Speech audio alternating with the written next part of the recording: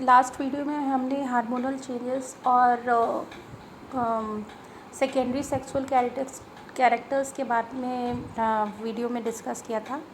आज का हमारा टॉपिक है conception pregnancy.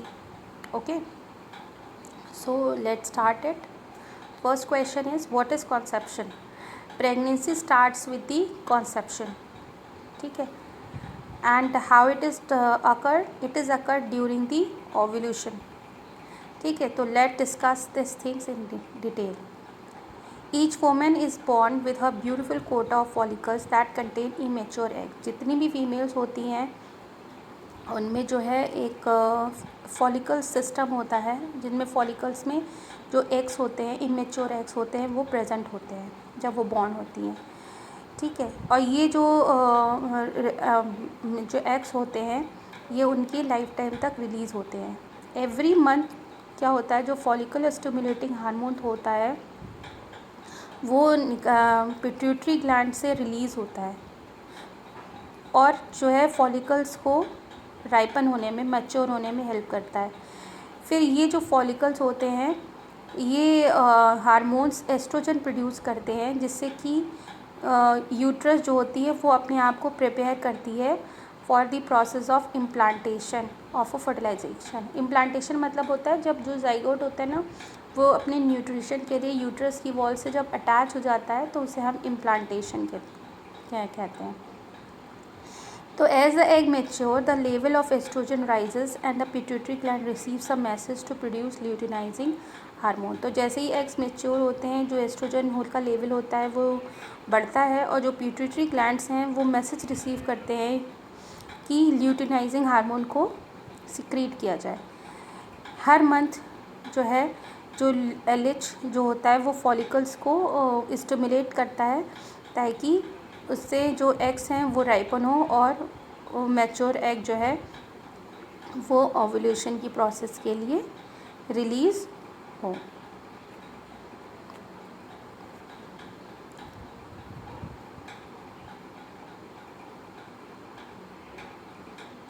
Once the egg leaves the ovary, it enters the fallopian tube। जैसे ही एग जो है वो ओवरी को छोड़ता है, लीव करता है, वो फैलोपियन ट्यूब में एंटर कर जाता है, विच लाइज क्लोज बाय, जो कि ओवरीज के बहुत ही पास में होती है, और वो उस फैलोपियन ट्यूब से यूट्रस की तरफ ट्रैवल करने लगता है। जब वो 4 इंचेस की दूरी पर रह जाता है तो वहीं पे जो है एग जो है वहीं पे प्रेजेंट होता है और फर्टिलाइजेशन की प्रोसेस के लिए वेट करता है। If the fertilisation process takes place then the zygote move to the uterus, ठीक है। अब the journey of the sperm देखते हैं। ड्यूरिंग सेक्स क्या होता है, जो मैन जो होते हैं वो स्पर्म्स रिलीज़ करते हैं 250 से मिलियंस के थ्रू वेजाइना में, और हर एक स्पर्म की एक टेल होती है जो कि फैलोपियन ट्यूब में ईजिली जो है स्विम करके एग्स के पास तक जा सकती है, ठीक। जैसे ही स्पर्म जो होता है वेजाइना के थ्रू जो है यूट्रस में के थ्रू प्रवेश करके वहाँ जाता है जहाँ पे एग होते हैं, तो वहाँ पे फर्टिलाइजेशन की प्रोसेस हो जाती है फैलोपियन ट्यूब में, और वहाँ पे जाइगोट का फॉर्मेशन हो जाता है। देखिए, this is the structure of the uterus. Although many sperm cluster around the egg. अब कैसे होता है ये देखते हैं। Although many sperm cluster around the egg and try to penetrate its outer layer. जैसे ही सारे स्पर्म जो है एग तक पहुंचते हैं, वहाँ पे एक की चारों की आउटर लेयर के चारों तरफ उसको घेर लेते हैं। उनमें से जो एक एक्टिव स्पर्म होता है वो उसको उस लेयर को भेद करके एग के अंदर चला जाता है, और जो उसकी टेल होती है वो भारी रह जाती है। जैसे ही टेल जो है जैसे ही वो अंदर जाता है तो वो एक कवरिंग तरीके की फॉर्म हो जाती है ताकि जो बाकी के स्पर्म्स हो वो उसके अंदर ना आ पाए। नेक्स्ट स्टेप है implantation in the uterus. By the time the fertilize egg reaches the uterus it has grown from the single cell into the compact cluster of cells called the blastocyst. जैसे ही fertilisation egg जो होता है uterus में पहुंचता है, वहाँ पे वो एक क्लस्टर ऑफ सेल्स यानी कि वहाँ पे डिवाइड करता है और ब्लास्टोसिस्ट बनाता है. ये जो क्लस्टर होते हैं ये यूट्राइन वॉल से अपने आप को जो है लूजली अटैच कर लेते हैं और उसके बाद बहुत ज़्यादा डीपली और परमानेंटली धीरे धीरे अटैच हो जाते हैं.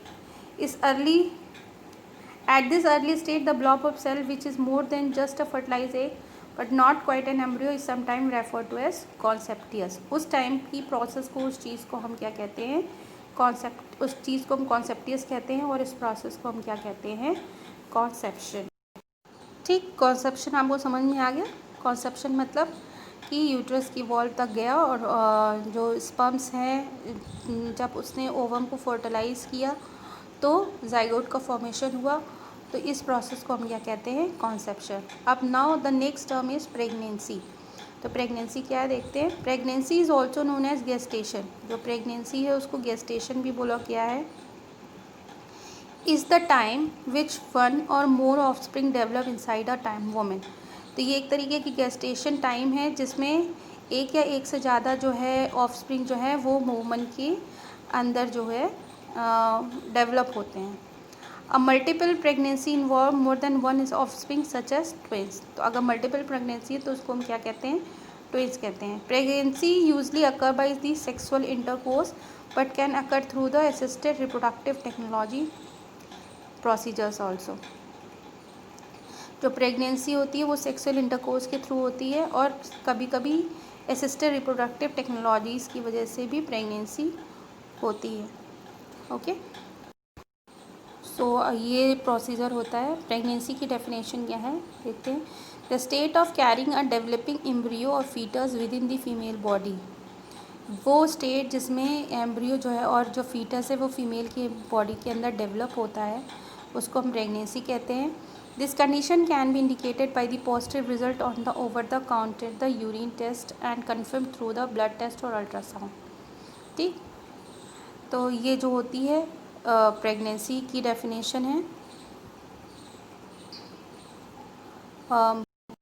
ड्यूरिंग प्रेगनेंसी जो फीमेल्स में बहुत तरीके की दिक्कतें आती हैं, डिस्कम्फर्ट होता है क्योंकि जो फीटस होता है वो डेवलप हो रहा होता है, उसे भी न्यूट्रिशन की ज़रूरत होती है. तो इस तरीके की जो प्रॉब्लम्स हैं जैसे कि बैक पेन है, इसके लिए जो वुमेन्स हैं, most women has to do the some kind of activities, light activities, जैसे कि most women are able to go about their usual activities until the very last day or the week of pregnancy, including non-impact exercise and work. During the final days, some feel so much discomfort and continue to full pace, although others report greatly increased energy just before the pregnancy ends when the birth progress begins. जो pregnancy का period है, जैसे जैसे और भी foetus का development होने लगता है तो वो प्रेगनेंसी की वो जो टाइम पीरियड होता है वो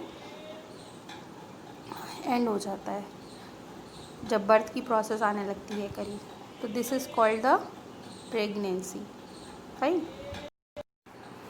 ओके क्लास. तो this is all about the conception, pregnancy and all. तो एक बार ब्रीफ में इसको एक बार और देख लेते हैं, रिविज़न कर लेते हैं.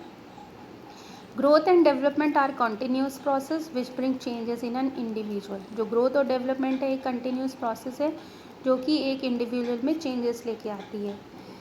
Development of sexuality start at as an early age in uterine life following conception and continues through infancy, childhood, adolescence, adulthood till death. जो डेवलपमेंट है वो कॉन्सेप्शन से स्टार्ट होके इन्फेंसी तक जाती है, फिर चाइल्डहुड डेज पे जाती है, एडोलसेंस के स्टेज पे जाती है और एडल्टहुड से लेके टिल डेथ तक जो डेवलपमेंट की प्रोसेस है वो चलती रहती है.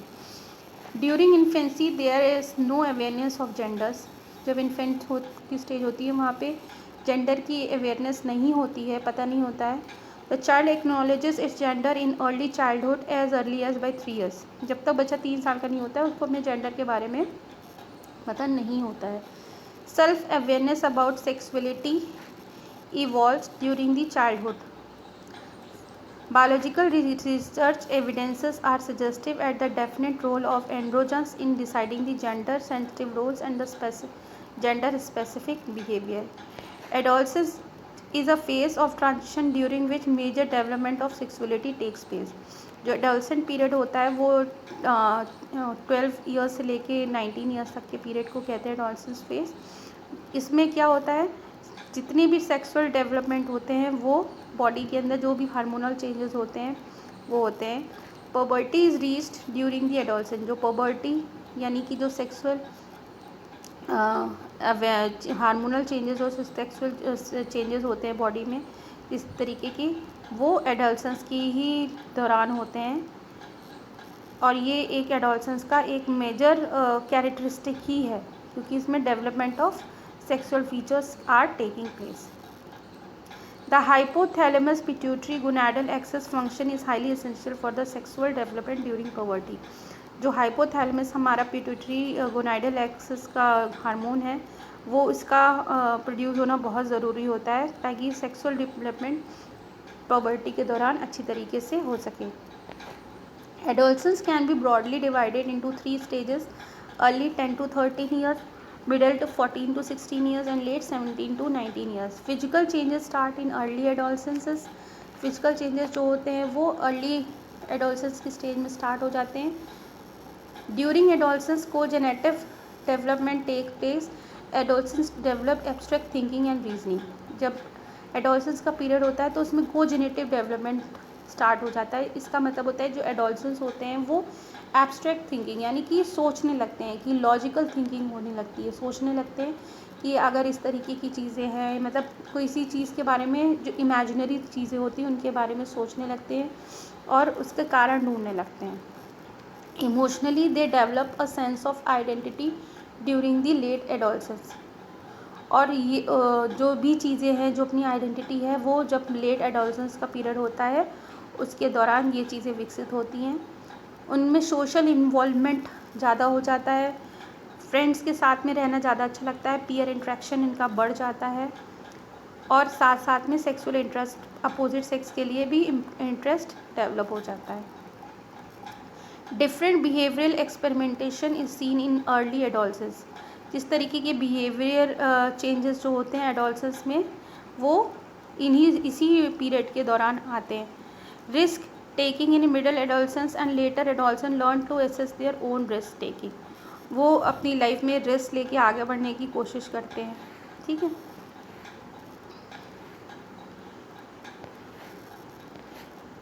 In developing countries like India, the adolescents also subjected to early marriages, which may lead to the various kinds of मतलब जो हमारी कंट्री इंडिया है उसमें इस अर्ली मैरिजेस का भी प्रावधान होता है. लड़कियों की शादी जल्दी कर दी जाती है जिसके कुछ ड्रॉबैक्स भी बताए गए हैं. अर्ली मैरिजेस से अर्ली प्रेगनेंसी होती है, जो उनको जो सेक्सुअली ट्रांसमिटेड डिजीज़ हैं उसका होने का भी खतरा रहता है. और जो एडोलसेंट हैं उनको सेक्स के बारे में सही तरीके से जानकारी नहीं हो पाती है. ठीक है. Development of sexuality in adolescent. During adolescent जो फिजिकल ग्रोथ होती है, साइकोलॉजिकल और जो कोजेनेटिव डेवलपमेंट होते हैं वो अपनी पीक पे होते हैं. Adolescent sexuality development can be better explain with the biophysiological model. Biological factors, physiological factor as well as social factors तीनों की एक इक्वल इम्पॉर्टेंस होती है किसी भी डेवलपमेंट में, एडोलसेंट के सेक्सुअल डेवलपमेंट में. जो बायोलॉजिकल फैक्टर्स हैं वो जेनेटिक फैक्टर्स हैं और न्यूरो एंड्रोक्राइनल फैक्टर्स हैं जो कि सेक्स, बायोलॉजिकल सेक्स और उसके होने वाले साइकोलॉजिकल सेक्स के बारे में बताते हैं. ड्यूरिंग एडोलसेंस जो गोनाडल हार्मोन्स होते हैं जैसे कि कॉर्टिसोल्स और दूसरे हार्मोन्स होते हैं वो पुबर्टी की प्रोसेस को इनिशिएट करते हैं, स्टार्ट करते हैं. जो सेक्सुअली कैरेक्टर्स होते हैं वो एक्सप्रेस्ड होते हैं due to the neuro endocrinal influence. ठीक है. In both male and female various kinds of things are taking place like the growth of the pubic hairs and under the in males enlargements of the genital appearance of the beard and mustache. whereas in female development of breast, menstruation start. These are the some kind of sexual characteristics changes which are taking place during the adolescence period. Social factors और environmental factors भी एक बहुत ही important role play करते हैं during the development of adolescents. जो कि मैंने अभी आपको बताया था कि जो सोशल फैक्टर्स में जो पीयर रिलेशनशिप बढ़ जाती है, जो पेरेंटिंग की स्टाइल होती बढ़ जाती है, ठीक है। तो these are the some factors which facilitate the sexual learning and decides the sexual attitude of the adolescent. So these are the some factors which we have discussed in we will continue our video in my next class. Till that time just keep revising.